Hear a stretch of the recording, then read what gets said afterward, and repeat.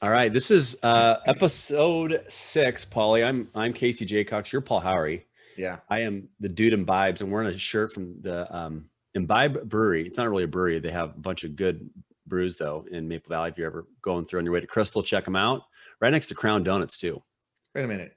It's Imbibe Brewery, but it's not a brewery? It's that, yeah, I kind of misled you that when we were talking. It's just Imbibe. It's called the Imbibe. It's like a brew house. They have a bunch of their own, not their own beers, but like really good beers. Kind of the beers where if you have more than 3, look out. You start seeing rainbows and ponies. That's the best kind of beer. A good point. That's why I have 6. So 6. okay, we're not here to talk about Imbibe Brewery. We're not here to talk about Casey getting drunk. No, but they should be our sponsor. Now I'm just promoting the hell out of them. But you just did, yeah. Well, if you go there and you've already got sponsors for your other show, so maybe we catch sick of seafoods. But the question is, would we have the persistence to get a sponsor through Annoyance, or would we get a sponsor through good Diligence? Diligence. And what a great segue for this topic of this Two Dudes and T-Shirts. We're going to talk about the power of persistence versus the annoyance of versus annoyance, and from a seller's perspective and a buyer's perspective. And I've not told Paul this story yet, and so we're going to tell him to him now. In the tradition of keeping this on the fly and just kind of us rolling with these topics and going and really going into like a real response of how we think about these things. So we have been far less orchestrated than sometimes people have thought, which maybe it's more obvious. Maybe it's more obvious than we think. That the word power of authenticity. Okay. Yeah. So early in my sales career, get my mic here. Mike's doing some karaoke earlier. I can't even remember the name of the company, but I called, I emailed. He was kind of telling me to follow up, kind of not. And I was like, I knew the guy used the services that our company was providing. And so I said, as a seller, sometimes you got to have fun in the biz dev journey, because there's a lot of just beat downs. There's a lot of no's. And so you got to like make it fun. And so I decided to break out a fax machine, which some people don't even know what that is anymore. It's actually this. Hey, what's a fax machine? It's that thing that goes, makes that weird noise when you're trying to send it through. And I typed up a letter on, I think it might've been on a word processor, and typed her up, and it said, dear Mr. Customer, I said, I've tried to reach you for months via phone, via email, without any luck. So I thought I'd try something that worked for me in 5th grade. And I thought I'd write you a personal note, but instead of writing it, I thought I'd just use the fax machine because it might be quicker. So if you could please read the options below, check a box, and send it back to me, I'd really appreciate it. And so like the thing that worked for you in 5th grade, you're trying to get a girlfriend. And so the one box was, that was your approach to getting a girlfriend, send her a fax? That's how my wife Carrie married me. Do you want to marry me? Check yes or check no. And she's put a bit in my locker. Oh my gosh. That's actually kind of what I did underwater with my wife. I actually had a slate with a checkbox with an underwater pencil that said, will you marry me? And I had a checkbox for yes and a checkbox for no. I realized I probably should have had only just a checkbox for yes. There we go. And we're already going random. Okay, back to the story. So I sent him this letter, and it said, have no idea who you are. Stop calling me. I'm interested in your services. Let's set up a meeting on January 5th, whatever. Or the last box was, if you call me one more time, I'm reporting to you to authorities, and I hope you spend time in jail. And just try to be kind of somewhat witty and funny. And the guy checked a box, said, I'm interested in meeting with you, put his cell phone number on there. And on the note, he said, your persistence has finally reached diligence, not annoyance. And it was like the biggest, even though I did not win a deal from him, but I won a person. It was like the beginning of the whole win the relationship, not the deal started. But that even goes back to our last episode where we started talking about that, where you may not win the deal, but you can still win the person. And so relative to that, when do you think, or which elements, if you were to break it down, where possibly you were in annoyance land beforehand because you hadn't received a response yet, what do you think was your key tipping point to get into diligence in his mind versus annoyance? I think probably the authenticity of that note showed a little bit about my personality. And so I think you know, that I think is the art of selling and relationship building is, can you be yourself? And like one of my buddies, Mike Robbins, says you might as well be yourself because everybody else is already taken. Love that already advice. taken. You know, the whole fake it till you make it. I hate that advice. Worst advice ever. Please don't do it. Just be yourself. Right. And so I thought this was an interesting topic for us today because, you know, there's probably, we have people who are buyers of services that maybe have watched these shows we've done, and there's sellers who have maybe watched. And so I thought it'd be interesting take on, you know, like from you, all the sellers you've worked with, all the companies you've bought from, like the selling people that were just complete dingleberries versus the ones that were like, oh, Right. that person's, what a great lady. What a great guy. Like maybe talk about that from your perspective. Well, to go to the point of diligence versus annoyance.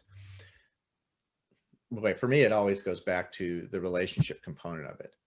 And the moment you realize it's just a pitch, and I realize, yes, sales it's part of it is a pitch, but the thing is, how do you get that pitch to be authentic? How do you get that pitch to be relational?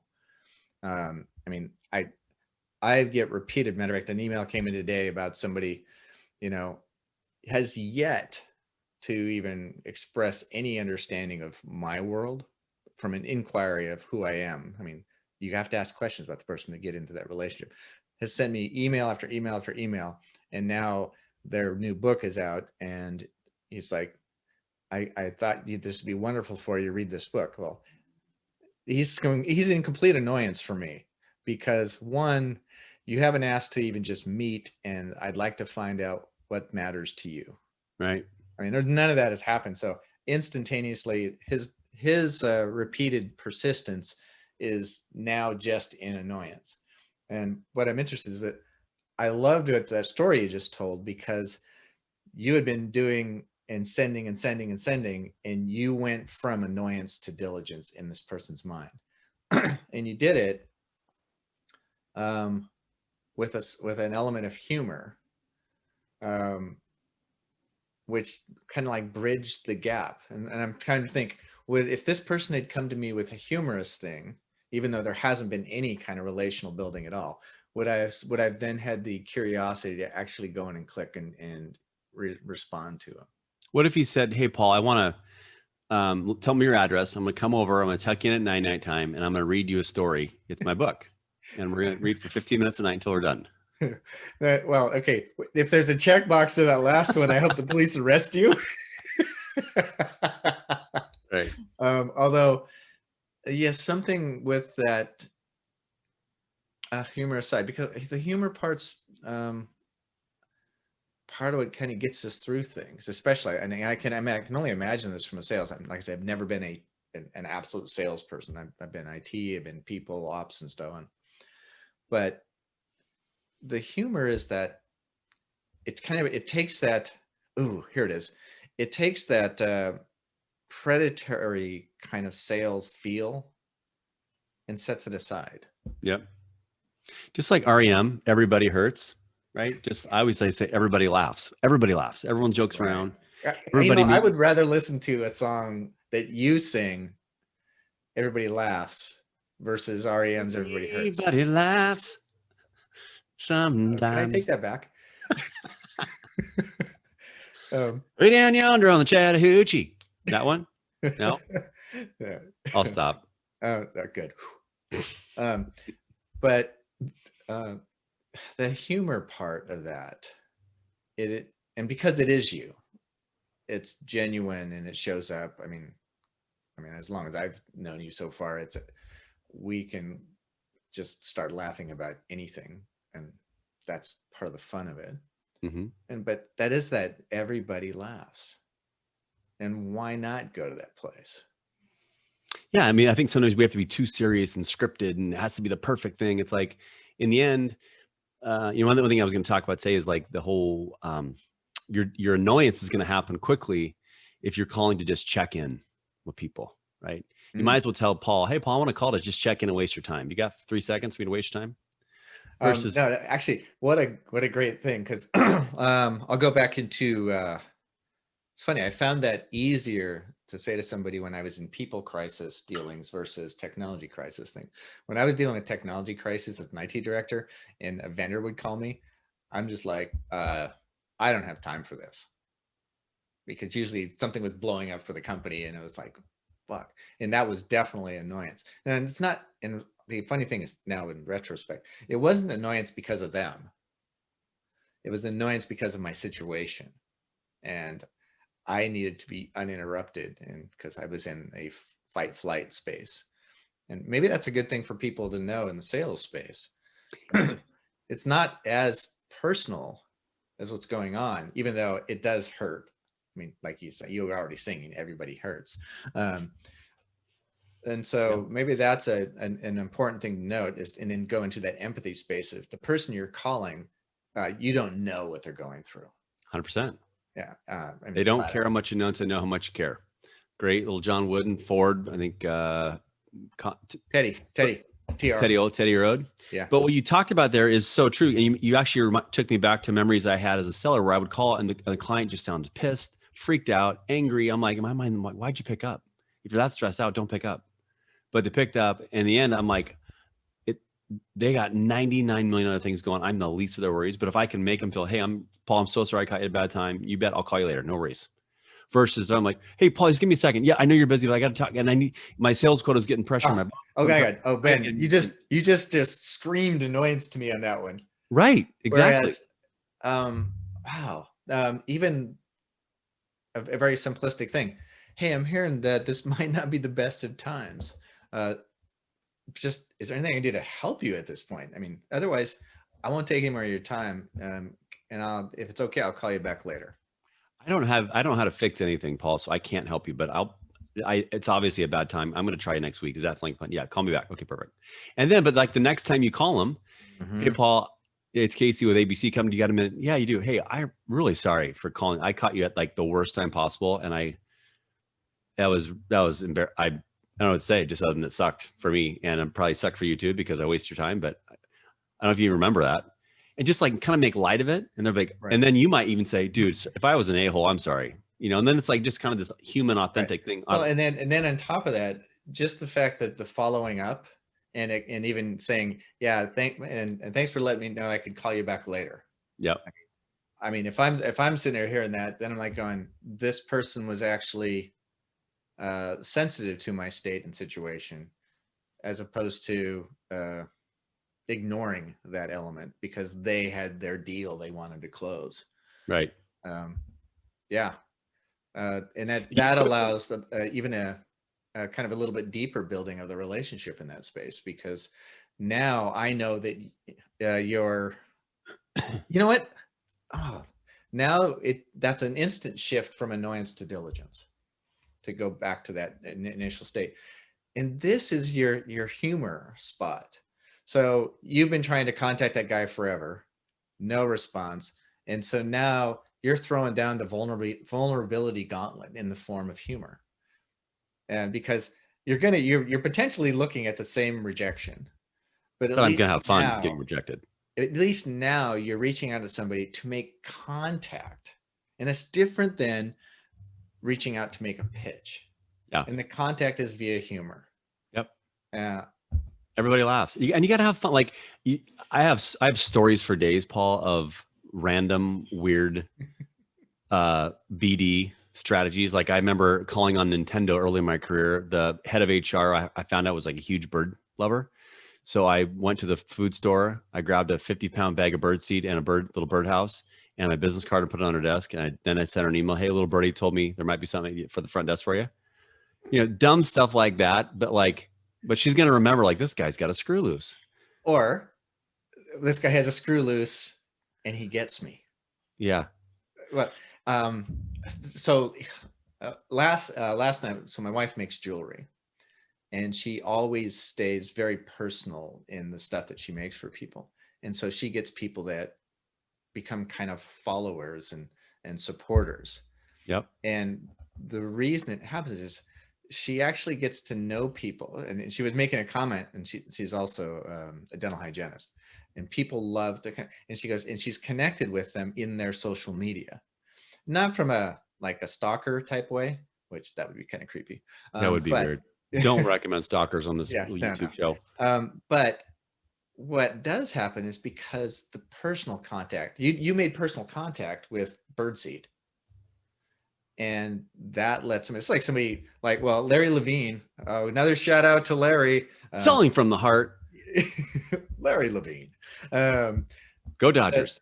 There is a sec. Paul has exited the building, and Paul is back. I love dogs. I walk 3 to 5 miles a day with a dog. Larry sends me a card, and he went to my social media. Larry is not a stalker, though. And he sends me a picture of Gracie that came with one of the social media things. By the way, there you go, Larry. I need one of these from you so I can go like this and go, win the relationship, not the deal. But that lets somebody know that I'm more than just transaction. Yeah. Just like that. No, so bird feeder, like, hey. Dude, the last weird random story I'll share, and then we'll wrap this thing up. So we used to provide technical contractors and IT services to companies. And so early before my role changed. And so one time I left a voicemail for a company that, hey, it's Casey at the time it was Hall Kenyon. It's Hall Kenyon. And I'm out front. I have a bus full of, we got 45 job developers. We got a Greyhound. I just don't know where to park. So if you can give me a call back and let me know where you want me to put these guys, they're ready to go to work and ready to help you out. So we're out front. We'll be waiting for you. Give me a shout. And she calls me back. She's like, what are you doing? I'm like, what do you mean? She's like, why would you bring a bus here? I'm like, oh, I was totally joking. But my personality kind of showed. Question. Did she go to complete annoyance? There was probably a little bit of both in that one. No, but I had fun getting rejected on that one. Right. But I think there was. Yeah. At some point. But at the end, I think if I'm not afraid to show my true self, right. That was a diligence thing. And anyway, we're going all off track here. But I think the point is, no, that's not off track. Yeah. I think that's part of the game. It's persistence. If there is no, it's not going to work. There has nothing, then it's not persistence. Yeah. Persistence is that, well, I'm going to try something new. I'm going to do something different. And the key point is, are you doing something that's you in growth and difference? Or are you doing something, like I did a post the other day. Are you using somebody else's list? And it's fine to look at somebody else's things and go, oh, I could do this my way, that way. I almost sang their song. Is that a song? You can do it my way, just my way, making our dreams come true. You know what that is? No. Was it that off key? Well, kind of, but what's it from? I think it's Laverne and Shirley. Oh, I didn't recognize that at all, dude. We're gonna have to work on that. But I feel like there is a. Yeah, it is Laverne and Shirley. Okay. Theme song. Nice. Yep, that just happened. All right, so let's do a wrap and give me your main summary of the persistence process that gets somebody into a diligence instead of annoyance. Persistence to me is about, so I know we've joked around a lot today, you guys, but in all seriousness, so if you're a seller and you're watching this, persistence is all about following up with value, following up with curiosity, following up with questions, following up with specific things that your customer or contact or target might be interested in. And every piece of follow-up you do, reference what you've done previously, which is why we have to use the CRM and document our meetings. So it's like, hey, Paul, it's Casey with Winning the Relationship. I want to follow up you per our conversation we had on November 8th. You told me to call you on December 30th. Is now a good time? Great. Well, I'm glad you have time because I wanted to talk to you about an article or about the post I saw you did on LinkedIn last week. Dude, it totally rocked me. Loved what you said. Right now it's about you. It's about, I want to talk to you about sales coaching because I'm really good at it. I've done it for like 40 years. Like, can I tell you how cool I am? Like they could give two shits about that. Right. And so make it, so if you're going to be diligent and patient and persistent, do it with specific value and reference what you've done in the past. That's how I'll probably wrap it up. Should I drop this mic after that one? Drop it. Drop it like it's hot. All right. Well, there's a wrap for episode 6, you guys.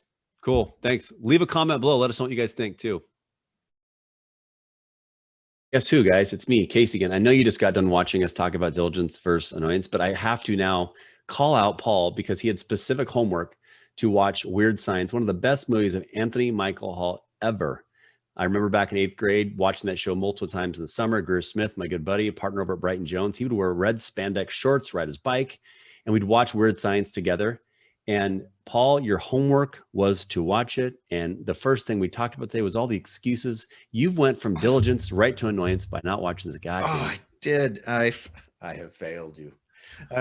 But we found a solution. We did find a solution. Okay, the problem I have is I have 2014 technology, and I went to try to watch Weird Science, and it wouldn't let me do it, saying that I didn't have the proper copy protect technology built into any of my electronic devices. However, Casey, in his persistence, which, yeah, in my own embarrassment became annoying for me, actually, we found out I could have watched it on my computer monitor. And so now I'm going to have to watch it. And that means there will be a whiskey sour in order, because I'm going to be sitting here at my computer Merry Christmas, as opposed to on a comfy couch, watching a movie and laughing with my better half. Well, Gracie can watch it with you. You're going to enjoy it. If you've watched Weird Science, leave a comment below. Let us know what you think about that one. But all right, we're done joking around. You guys go be diligent and persistent in reaching and building new relationships internally or externally. And we're out.